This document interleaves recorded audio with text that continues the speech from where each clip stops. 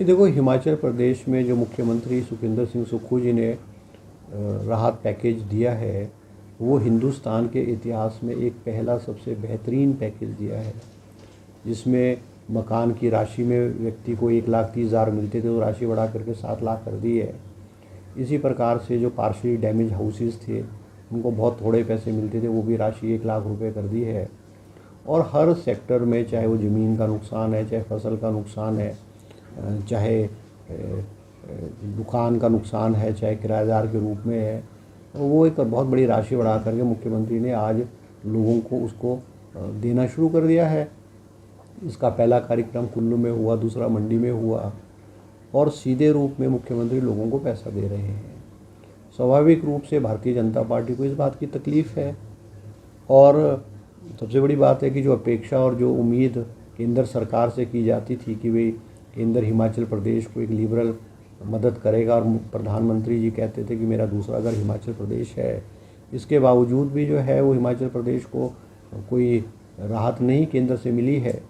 और जो हिमाचल प्रदेश को जो पैसा मिला है, वो हिमाचल प्रदेश का अपना हक था, वो हमारा अपना हक था। जो पैसा 180 करोड़ रुपए जो हमको बरसातों में, मानसून में मिलता था, वो हमें मिला है। और 180 करोड़ रुपया जो हमको दिसंबर के महीने में मिलता था, वो हमको एडवांस में जो है वो राशि 180 करोड़ रुपए की राशि एडवांस में मिली है। इसके अलावा जो पेंडिंग ऑडिट पैरा की वजह से जो रेन डैमेजेस का पैसा गवर्नमेंट ऑफ इंडिया के पास पेंडिंग 315 करोड़ रुपए था, उसमें से 189 करोड़ रुपए हिमाचल प्रदेश को मिला है। केवल 200 करोड़ रुपए, 200 करोड़ रुपए एनडीआरएफ में मिला है।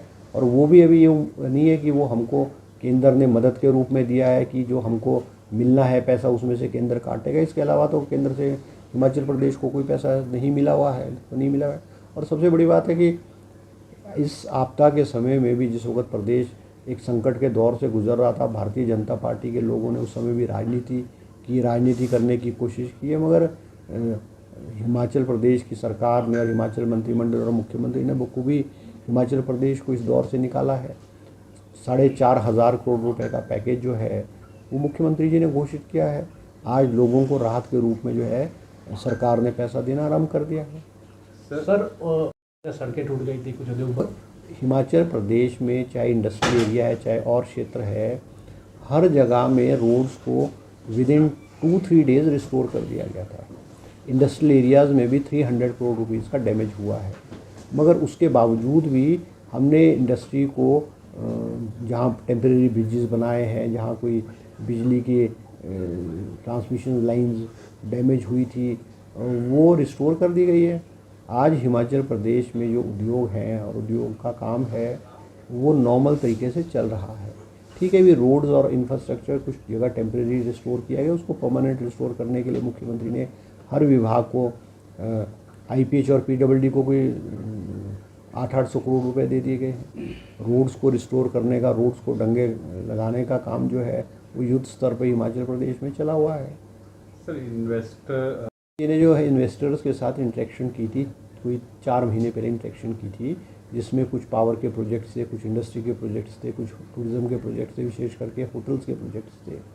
तो मुख्यमंत्री जी ने उसमें मीटिंग्स में डायरेक्शन दी थी कि भाई कई जगह कुछ लोगों को एनओसीज नहीं मिल रहे थे, किसी को कोई लैंड की अड़चन आ रही थी, किसी को 118 की अड़चन आ रही थी।